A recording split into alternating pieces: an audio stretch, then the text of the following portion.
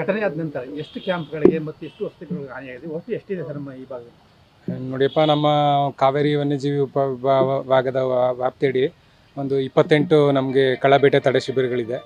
ಅದರಲ್ಲಿ ಹನೂರ್ದು 4 ಕಳ್ಳಬೇಟೆ ತಡೆ ಶಿಬಿರಕ್ಕೆ ಸ್ವಲ್ಪ ಜಖಮ್ ಮಾಡಿದ್ದಾರೆ, ಮತ್ತು ಹಾನಿಗೊಳಿಸಿರ್ತಾರೆ. ಮತ್ತು ಕೊತ್ನೂರ್ದು ಒಂದು 4 APC ಕ್ಯಾಂಪ್ಗಳನ್ನ ಹಾನಿ ಮಾಡಿರ್ತಾರೆ.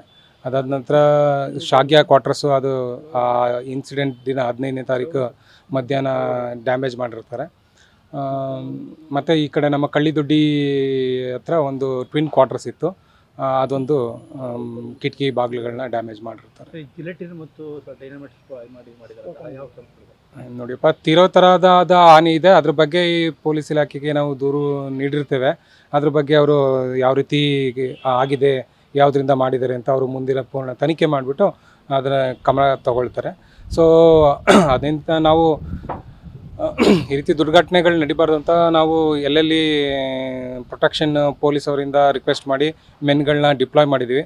ಆದರೆ ಅರಣ್ಯ ಪ್ರದೇಶಕ್ಕೆ ಸಾಕಷ್ಟು ಭಾಗಗಳಿಂದ ಕಾಲ್ದಾರಿ ಅಥವಾ ಜೀಪ್ ಟ್ರಕ್ಗಳಿಂದ ಬಂದು ರಾತ್ರಿ ಸಮಯದಲ್ಲಿ ದಾಳಿ ಮಾಡಿರೋಂಥ ಸಾಧ್ಯತೆ ಇದೆ. ಹಾಗಾಗಿ ಮುಂದಿನ ದಿನಗಳಲ್ಲಿ ಈಗ ಎಲ್ಲ ಸೂಕ್ತ ಭದ್ರತಾ ವ್ಯವಸ್ಥೆ ಮಾಡಿದ್ದೀವಿ. ಯಾವುದೇ ರೀತಿ ದುರ್ಘಟನೆಗಳು ನಡೆದಿರುತ್ತೆ ಕ್ರಮ ತಗೊಳ್ತೇವೆ. ಸರ್, ಇಲ್ಲಿವರೆಗೂ ಕೂಡ ರೈತರು ಅನ್ನೋ ಪ್ರಶ್ನೆ ಇತ್ತು. ರೈತರು ತಾವು ಡೈನಮೈಟ್ ಜಿಲೆಟಿನ್ ಹೇಗೆ ಬರುತ್ತೆ ಸರ್? ಇದೆಲ್ಲ ಹೇಗೆ ಬರುತ್ತೆ? ನೋಡಿಯಪ್ಪ, ಈಗ ಜನರಲಿ ಯಾರೋ ದುರ್ದೇಶವಾಗಿ ಈ ರೀತಿ ಕಳ್ಳಬೇಟೆ ಅಥವಾ ಇನ್ನೊಂದು ದುಷ್ಕೃತ್ಯದಲ್ಲಿ ಭಾಗಿಯಾಗಿರ್ತಕ್ಕಂಥವರೇ ಒಂದು ಈ ರೀತಿ ದುಷ್ಕೃತ್ಯ ಕೆಲಸಗಳು ಮಾಡಿದ್ದಾರೆ. ನಾವು ರೈತರು ಮಾಡಿದ್ದಾರೆ ಅಂತ ಹೇಳ್ತಿಲ್ಲ, ಎಲ್ಲ ಈ ರೀತಿ ಅಕ್ರಮ ಬೇಟೆಯಲ್ಲಿ ತೊಡಗಿರ್ತಕ್ಕಂಥವ್ರು ಇಂಥದ್ದು ಕೆಲಸ ಮಾಡಿದ್ದಾರೆ. ಸೊ ಅಂಥ ಕೆಲಸಗಳು ಮುಂದಿನ ದಿನದಲ್ಲಿ ಮಾಡಬಾರ್ದು. ಯಾಕೆಂತಂದರೆ ಈ ಎಲ್ಲ ಸಂಪತ್ತು, ಅರಣ್ಯ ಸಂಪತ್ತಾಗಿರ್ಬೋದು, ಈಗ ಸೋಲಾರ್ ಫೆನ್ಸ್, ಬ್ಯಾಟ್ರಿ, ಇವೆಲ್ಲ ಏನು ಡ್ಯಾಮೇಜ್ ಮಾಡಿರುತ್ತಲ್ಲ, ಇವೆಲ್ಲ ಹಾನಿಗೊಳಿಸೋದ್ರಿಂದ ಏನಾಗುತ್ತೆ ಅಂತಂತಂದರೆ ನಾವು ಈ ಮಾನವ ಪ್ರಾಣಿ ಸಂಘರ್ಷ ತಡೆಯೋದಕ್ಕೆ ತೊಂದರೆ ಆಗುತ್ತೆ. ಈ ಭಾಗದಲ್ಲಿ ತಮಗೆಲ್ಲ ಗೊತ್ತಿರೋಂಗೆ ಆನೆ ಸಮಸ್ಯೆ ಇದೆ, ಚಿರತೆ ಸಮಸ್ಯೆ ಇದೆ. ಇರೋ ಸೋಲಾರ್ ಫೆನ್ಸು, ಆ್ಯಂಟಿ ಪೋಚಿಂಗ್ ಕ್ಯಾಂಪ್ಗಳನ್ನ ಡ್ಯಾಮೇಜ್ ಮಾಡ್ತು ಅಂತಂದರೆ ಅದು ಇಂಟರ್ನ್ ಇಲ್ಲಿನ ಸ್ಥಳೀಯ ರೈತರಿಗೆ, ಜನಗಳಿಗೆ ತೊಂದರೆ. ನಾ ಎಲ್ಲರ ಹತ್ರ ವಿನಂತಿ ಮಾಡೋದು ಇಷ್ಟೇ. ಸೊ ಆ ರೀತಿ ಯಾವ್ದಾರ ಸಿಚುವೇಶನ್ ಸನ್ನಿವೇಶಗಳು ನಡೆಯೋದಿದ್ರೆ ಇಲಾಖೆಗೆ ಅಥವಾ ನಮ್ಮ ಪೊಲೀಸ್ ಇಲಾಖೆಗೆ ಮಾಹಿತಿ ಕೊಡಿ. ಸೊ ದಟ್ ನಮ್ಮ ಏನು ಸರ್ಕಾರದ ಅಥವಾ ಇಲಾಖೆ ಸಂಪತ್ತನ್ನು ಸಂರಕ್ಷಣೆ ಮಾಡೋದಕ್ಕೆ ಸಹಾಯ ಆಗುತ್ತೆ. ಯಾಕೆಂದರೆ ಇಂಟರ್ನ್ ಅರಣ್ಯ ಇಲಾಖೆ ಸಂಪತ್ತು ಉಳಿದ್ರೆ ಅದು ಜನಗಳಿಗೆ ಸಹಾಯ ಆಗುತ್ತೆ. ಯಾಕೆಂತಂದರೆ ನಮಗೆ ವನ್ಯಪ್ರಾಣಿಗಳನ್ನ ಸಂಘರ್ಷ ತಡೆಗಟ್ಟೋಗೋಸ್ಕರನೇ ಇವೆಲ್ಲ ಕಳ್ಳಬೇಟೆ ತಡೆ ಶಿಬಿರ ಇರೋದು.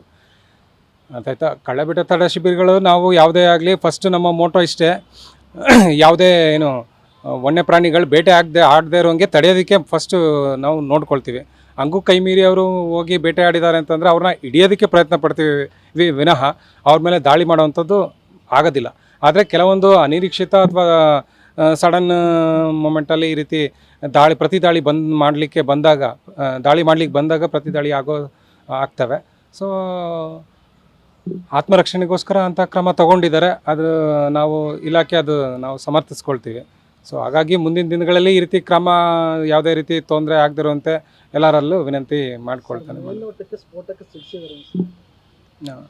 ಅಂದರೆ ತುಂಬ ಪ್ರಮಾಣದಲ್ಲಿ ಗೋಡೆಗಳೆಲ್ಲ ಡ್ಯಾಮೇಜ್ ಆಗಿದೆ.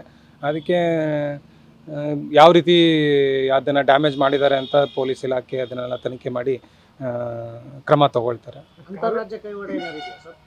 ಅದ್ರ ಬಗ್ಗೆ ನಮಗೇನು ಮಾಹಿತಿ ಇಲ್ಲ ಸರ್.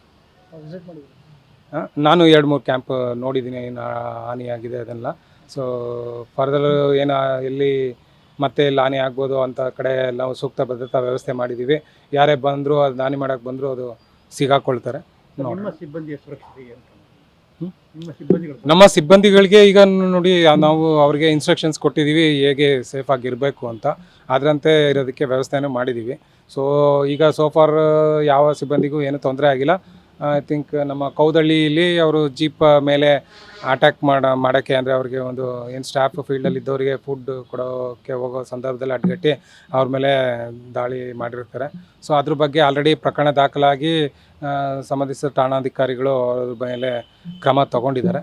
ಸೊ ತನಿಖಾ ಹಂತದಲ್ಲಿರೋದ್ರಿಂದ ಅದ್ರ ಬಗ್ಗೆ ಹೆಚ್ಚು ಹೇಳಲಿಕ್ಕೆ ಇಷ್ಟಪಡೋದಿಲ್ಲ. ಮುಂದಿನ ದಿನ ಎಲ್ಲ ಪ್ರಕರಣದ ಬಗ್ಗೆ ದೂರು ಆಗಿದೆ.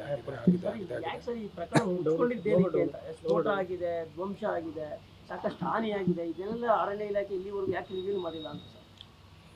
ಇಲ್ಲ, ನಾವು ಕಾನೂನಾತ್ಮಕವಾಗಿ ಏನು ಕ್ರಮ ತಗೋಬೇಕು, ಪ್ರೊಟೆಕ್ಷನ್ ಮೆಷರ್ಸ್ ತೊಗೋಬೇಕು ಅದು ತೊಗೊಂಡಿದ್ದೀವಿ. ಮತ್ತು ಏನಕ್ಕೆ ಅಂದರೆ ಫರ್ದರ್ ಇಂಥ ಇನ್ಸಿಡೆಂಟ್ಸ್ಗಳಾಗಬಾರ್ದು, ನಮ್ಮ ಲೆವೆಲಲ್ಲಿ ಅಥವಾ ಏನು ಪ್ರೊಟೆಕ್ಷನ್ ಆಗಬೇಕು ಅದನ್ನು ತೊಗೊಂಡಿದ್ದೀವಿ ಅಷ್ಟೇ. ಏನು ಅದನ್ನು ಮುಚ್ಚಿಟ್ಟು ಅಂತ ಏನಿಲ್ಲ. ಸರ್ ಇವೆಲ್ಲ ಫಾರೆಸ್ಟ್ ಇನ್ಸೈಡ್ ಇರೋದ್ರಿಂದ ಸರ್ ಈ ಆ್ಯಂಟಿ ಪೋಚಿಂಗ್ ಕ್ಯಾಂಪ್ಗಳನ್ನ ಟಾರ್ಗೆಟ್ ಮಾಡಿದ್ದಾರೆ ಅಂದರೆ ನೆಕ್ಸ್ಟ್ ಮುಂದಿನ ದಿನಗಳಲ್ಲಿ ಭೇಟಿ ಆಗಲಿಕ್ಕೆ ಈಸಿ ಆಗಲಿ ಅಂತಾರ ಅಥವಾ ಈ ಪ್ರಕರಣನ ಯುಟಿಲೈಸ್ ಮಾಡ್ಕೊಂಡಿದ್ದಾರಾ ಬೇಟೆಗಾರರು ಅಂತ ಸರ್? ನೋಡಿಯಪ್ಪ, ಅದೊಂದು ಏನು ಪ್ರಕರಣ ನಡೆದಿದೆ, ಅದ್ರದ್ದು ಒಂದು ದ್ವೇಷದ ಹಿನ್ನೆಲೆಯಲ್ಲಿ ಮಾಡಿದ್ದಾರೆ.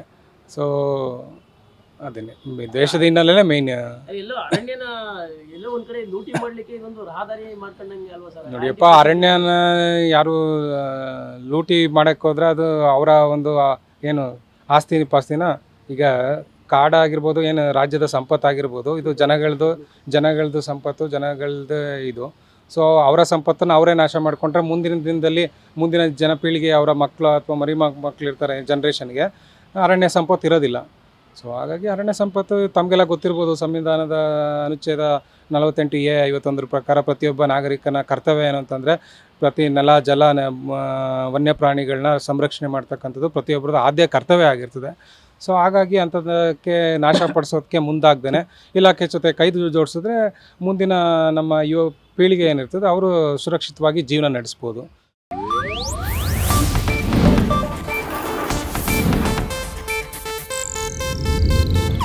ಇದು ಏಷ್ಯಾನೆಟ್ ನ್ಯೂಸ್ ನೆಟ್ವರ್ಕ್ ಪ್ರಸ್ತುತಿ.